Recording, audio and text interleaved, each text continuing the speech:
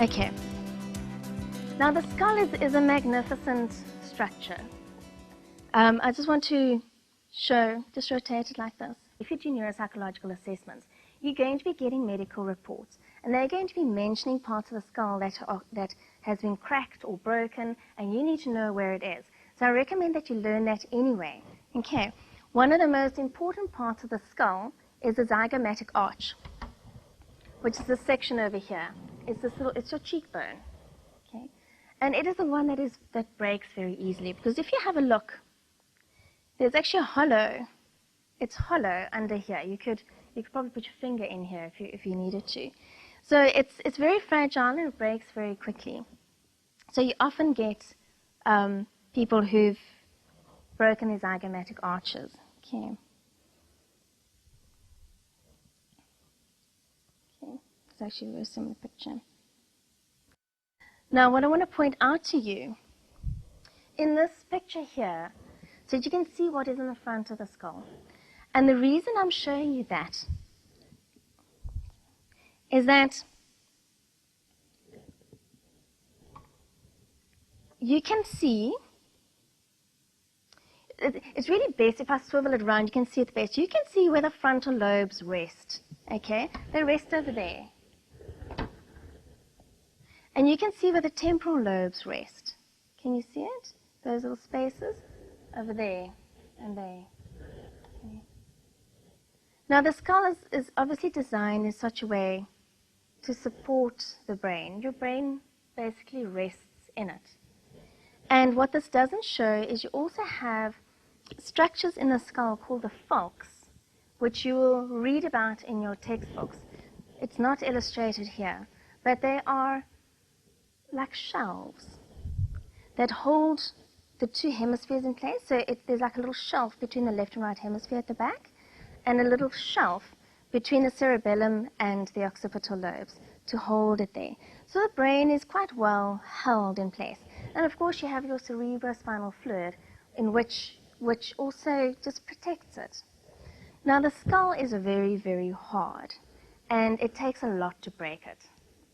So if somebody has a broken or fractured skull, you know that they had a very serious knock to the head, and you're very likely to have a brain injury as a result. Just want to show you another part of it. Okay. Okay, you see the front of the skull, okay, turning it around. See that little blue area?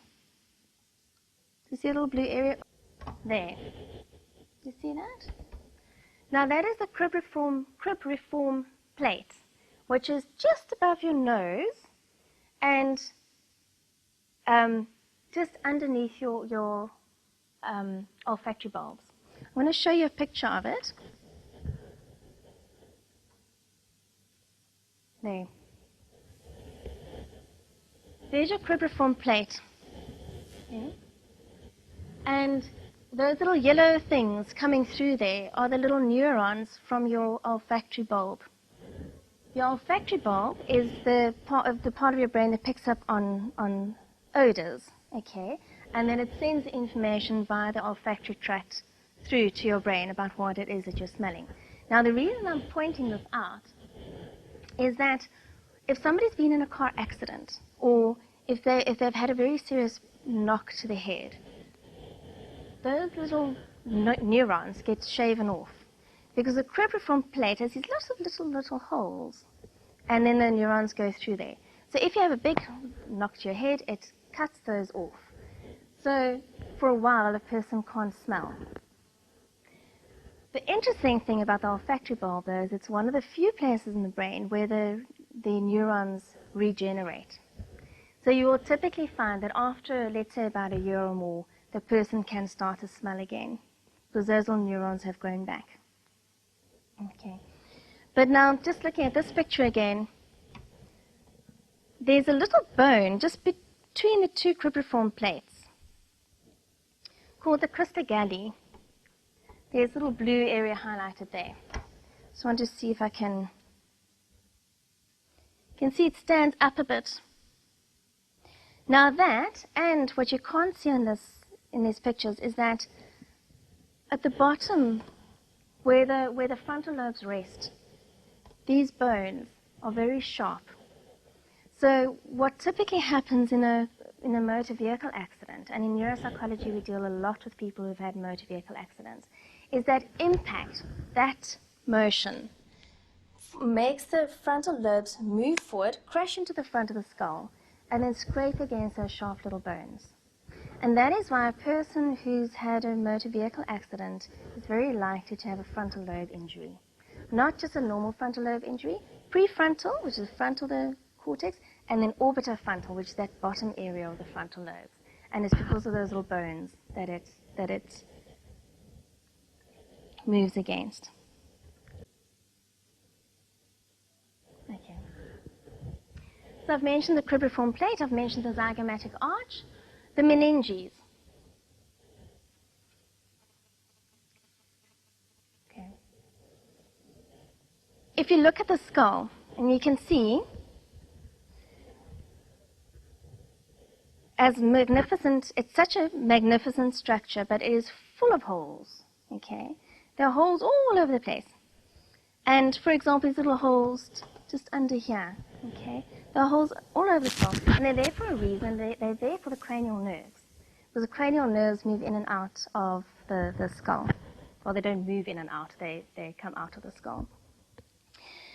So with the brain being in a liquid, resting in the cerebrospinal fluid, you need something to encase it so that cerebrospinal fluid doesn't come out.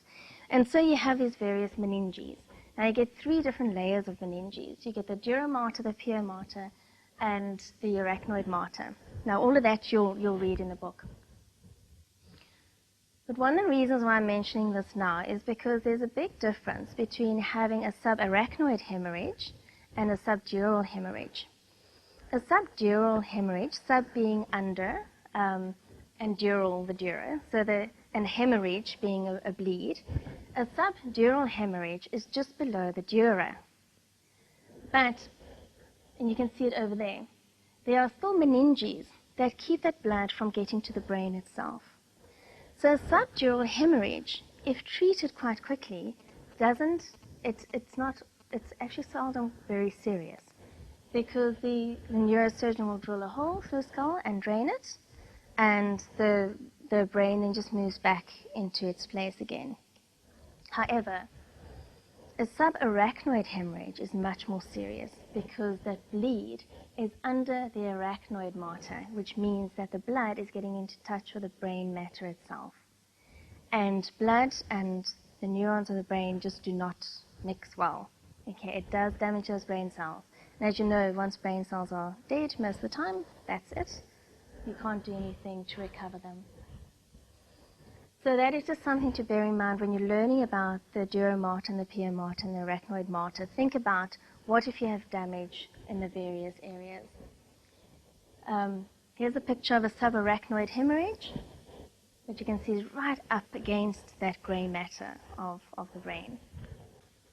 As you learn about the meninges, in your reading list, I've put there to read the section on meningitis, because if you understand about the meninges, then you understand how very dangerous meningitis is. Meningitis being an inflammation of the meninges. There are various reasons why one would have inflammation of the meninges, and that you'll also read about in your book. Now, the cranial nerves are covered very briefly in your textbooks. But I want you to pay particular attention to that, because the cranial nerves are very important. Unfortunately, they're very difficult to learn. And again, the picture doesn't always, the pictures in the textbook don't always make it easy to understand. Oh, sorry. Just want to get a picture for you here of the cranial nerves. This is also an app from Visible Body. It's a different one. Again, one that I can really recommend.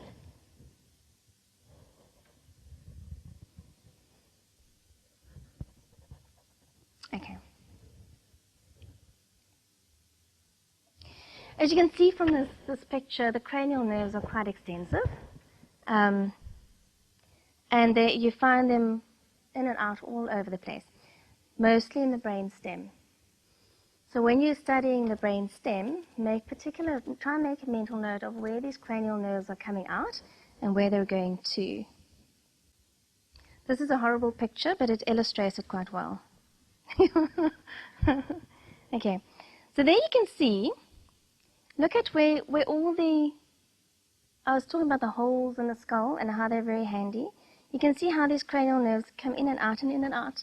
And you can see the cranial nerves for the eyes there. The cranial nerves are really the focus of the neurologist's field. The cranial nerves also, unfortunately, have these very difficult names, and they normally refer to the fourth cranial nerve and the seventh cranial nerve. You need to know which is the fourth and which is the seventh and which is the second. And they, unfortunately, also don't really follow in a logical order, which makes it a bit difficult. I just want to illustrate the foramen magnum as well. Let me see if I can find it better.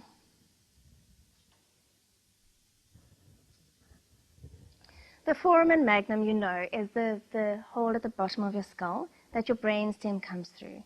Now, the interesting thing, most pictures that you look at of the brain and the brainstem, they all end about here.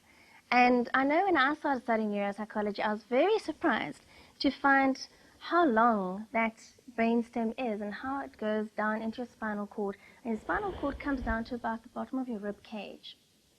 So it's a very, very long, actually a very long part of the brain, but which you can understand that they don't always illustrate it in the books. But I just want to show you, you can see as you're looking at the brainstem here, that there's still quite a bit of the brainstem that comes out of the foramen magnum. Just want to find you a different picture of the, okay. Here we see the brain with a spinal cord.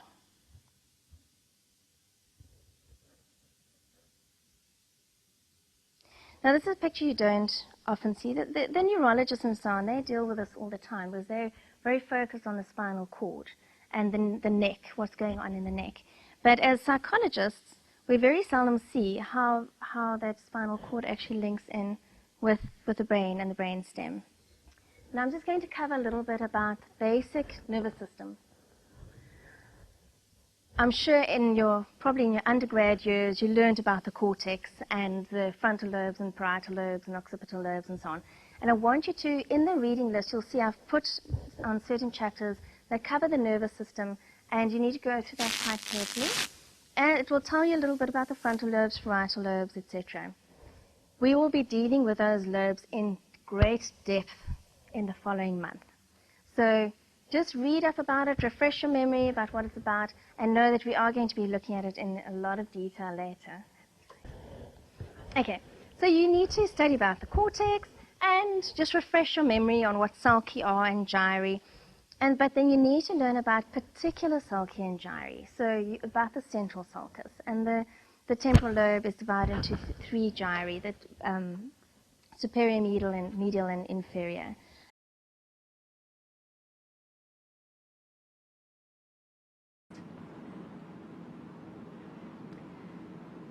Now, sometimes patients, if people have a very high impact car accident, they might have what you call a base of skull fracture. But a base of skull fracture doesn't actually mean it's at the base of the skull. It can actually be anywhere in the skull. Why they call it the base of skull, I don't know. Also called a basilar fracture, and it typically involves the temporal bone, the occipital bone, the sphenoid bone, and or the ethmoid bone. The ethmoid bone is there where the cribriform plate is. But it can also involve the anterior bone. So that's why I say when you hear base of skull fracture, don't assume it's at the bottom of the skull. It could be anywhere in the skull. But the nature of the fracture is that it causes tears in the meninges. The meninges are the coverings of the brain. I'm going to mention that now. And with a resultant leakage of cerebrospinal fluid, also known as CSF. And the cerebrospinal fluid, it can dribble out through a person's eardrum, it can dribble through their nose, or down the back of their throats, and it has like a salty taste. So you will sometimes see in medical reports, they'll talk about a clear fluid coming out the ears or coming down the nose, or and it's not even necessarily people who've been in very bad accidents, but if there's a leakage of cerebrospinal fluid, they find it in the ears and the nose. I'm going to show you a picture now of what Battle's sign is, which is a good sign of basal skull fracture and bilateral raccoon eyes. That is like a bruising, like a redness, bluishness behind the ear, is what we call Battle's sign, and it's one of the signs of basal skull fracture, and it's named after William Henry Battle. Okay. And then bilateral raccoon eyes is like a dark bluish bruising around the eyes. It's also a sign of basal skull fracture. So sometimes you'll see in medical notes they refer to raccoon eyes. They might not mention basal skull, but because you know basal skull, raccoon eyes are as a symptom of basal skull fracture, you need to assume that person has a basal skull fracture. But don't say that in your report.